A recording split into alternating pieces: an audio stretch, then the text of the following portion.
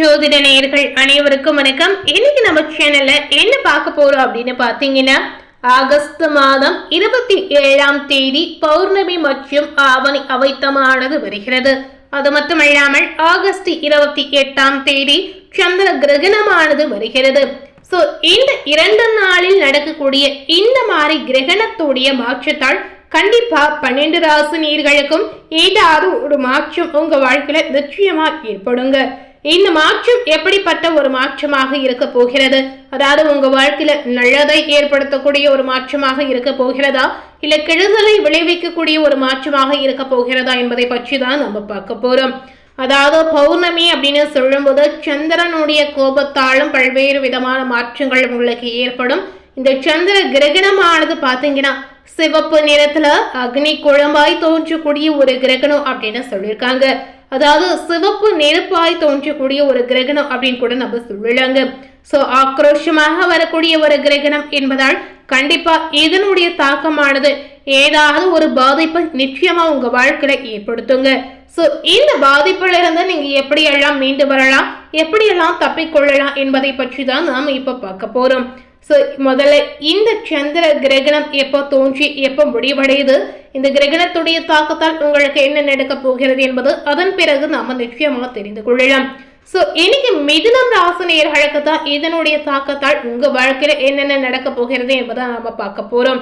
அதாவது ஜோதிடத்துல பாத்தீங்கன்னா கிரக பயிற்சிகள் மற்றும் சேர்க்கை எந்த அளவிற்கு முக்கியமாக பார்க்கிறாங்களோ அதே அளவிற்கு தான் கிரகணங்கள் குறித்தும் பார்க்கப்படுவதாக சொல்லியிருக்காங்க. சோ ஜோதிடத்துல இந்த மாதிரி விஷயங்கள் எல்லாம் இன்னும் பார்க்கறாங்களா என்ற நம்பிக்கை நிறைய பேருக்கு இருப்பதே இல்லைங்க. ஆனா உண்மை என்ன அப்படின்னு பாத்தீங்கன்னா, அதாவது கிரகணங்களுடைய மாற்றம் எது நடந்தாலும் ஜோதிடத்துல ஏதாவது ஒரு மாற்றம் ஏற்படும் என்று அனைத்து ஜோதிடர்களும் ஒவ்வொரு ராசினியர்களாக கணித்து நிறைய பலன்களை சொல்லி இருக்காங்க.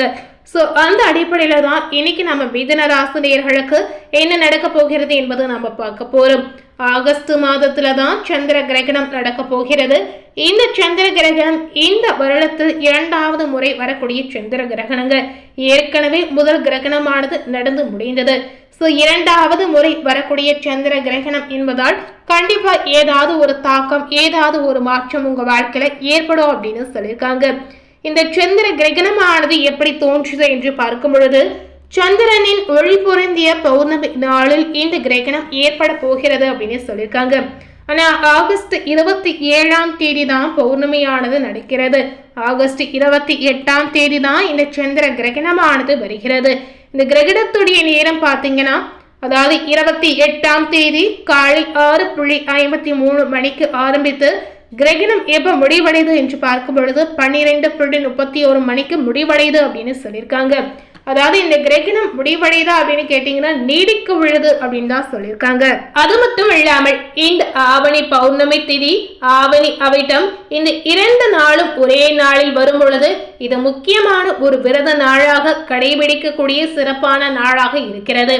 இந்த அற்புதமான நாளில் சந்திர கிரகணம் காலை நேரத்தில் தோன்ற உள்ளதுங்க. பகல் பொழுதில் தோன்றுவதால் இந்தியாவில பார்ப்பது சாத்தியமே கிடையாது அப்படின்னு சொல்லியிருக்காங்க. அதாவது இந்திய நேரப்படி இந்த சந்திர கிரகணமானது பகல் பொழுதில் தோன்றி பகல் பொழுதில் முடிவடைவதால் கண்டிப்பா பார்க்கவே முடியாதுங்க.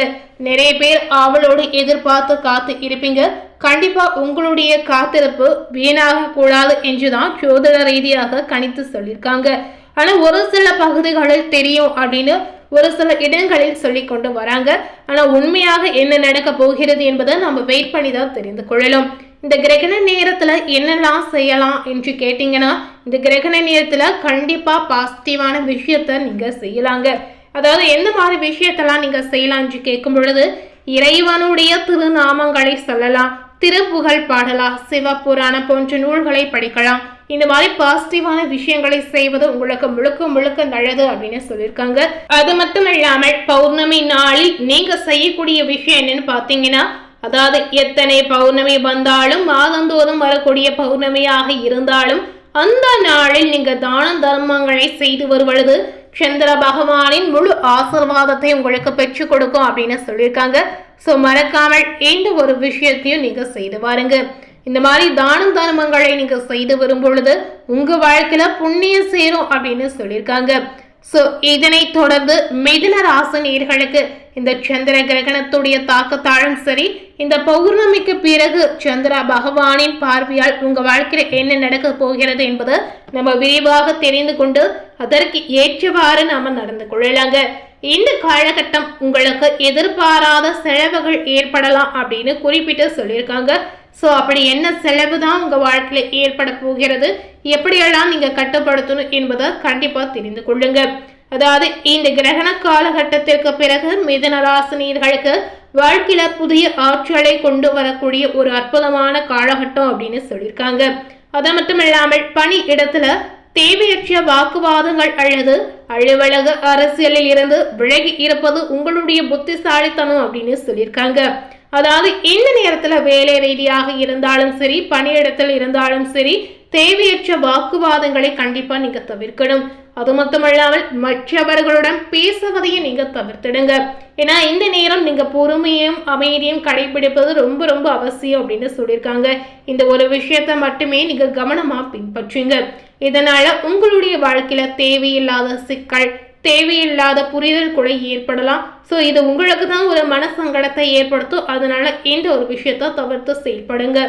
உங்களுடைய வேலையை உங்களுக்கு மிகப்பெரிய அடையாளமாக இந்த காலகட்டம் மாறலாம். இதுவரை வேலை என்னவோ நாம என்னவோ அப்படிதான் செயல்பட்டு இருந்திருப்பீங்க. ஆனா உங்களுக்குன்னு ஒரு அடையாளம் கிடைக்கக்கூடிய ஒரு காலகட்டம் அப்படின்னு கேட்கும் பொழுது இந்த நேரம் கண்டிப்பா அதற்கு பதில் சொல்லும் அப்படின்னு சொல்லப்பட்டிருக்கு. ஒரு புதிய வணிக யோசனையை தொடங்குவதற்கு முன் உங்களிடம் ஒரு முழுமையான திட்டம் இருப்பதை உறுதிப்படுத்தி கொள்ளுங்க. ஸோ இந்த மாதிரி நீங்க எதை செய்தாலும் முன்னாடியே பிளான் பண்ணி செய்யணும். அதை நீங்க உறுதியா அந்த முடிவை செய்யறீங்களா, இல்ல உங்களுக்கு ஒரு குழப்பமான நிலையை தான் இந்த விஷயத்த செய்றீங்களா என்று நன்றாக யோசித்து எதையுமே நீங்க செய்திடுங்க. மாணவர்களா இருக்கக்கூடிய மிதுன ராசினியர்களுக்கு புதிய தொழில்நுட்பங்கள், மொழிகள் அல்லது திறன்களை கற்றுக்கொள்வதற்கு இது ஒரு சிறந்த நேரம் அப்படின்னு சொல்லியிருக்காங்க. வெளிநாட்டு பயணம் அல்லது கல்வி தொடர்பான திட்டங்கள் நல்ல ஒரு மாற்றத்தை உங்களுக்கு கொடுக்கலாங்க. இந்த நேரத்துல எதிர்பாராத செலவுகள் எதிர்பாராத நேரத்துல உங்களை வந்து சேரும். ஸோ பயப்படாதீங்க. என்ன செலவாக இருந்தாலும் பட்ஜெட் போட்டு செலவு செய்து வந்தீங்கன்னா பெரிய அளவில் பாதிப்பு ஏற்படாது. கண்டிப்பா காலகட்டத்திற்கு ஏற்றவாறு நடந்து கொள்ளுங்க. ஸோ இன்னைக்கு நம்ம சேனல்ல மிதுன ராசி நேயர்களுக்கு ஆகஸ்ட் 27 நடக்கக்கூடிய பௌர்ணமியுடைய தாக்கத்தாலும் 28 நடக்கக்கூடிய சந்திர கிரகணத்துடைய தாக்கத்தாலும் உங்க வாழ்க்கையில என்ன நடந்திருக்கு என்பதை விரிவாக தெரிந்திருப்பீங்க. மேலும் இது போல ஒரு புதிய தகவலை தெரிந்து கொள்ளணும் அப்படின்னு நினைத்தீங்கன்னா மறக்காம நம்ம சேனலை சப்ஸ்கிரைப் பண்ணி பக்கத்துல இருக்கக்கூடிய பெல் பட்டனையும் மறக்காம பிரஸ் பண்ணிடுங்க. நீங்க சப்ஸ்கிரைப் பண்ணா மட்டுமே நம்ம சேனல்ல போடக்கூடிய எல்லா நியூ அப்டேட்டான வீடியோஸும் நீங்க உடனுக்குடன் பார்த்து தெரிந்து கொள்ள முடியும். தேங்க்யூ.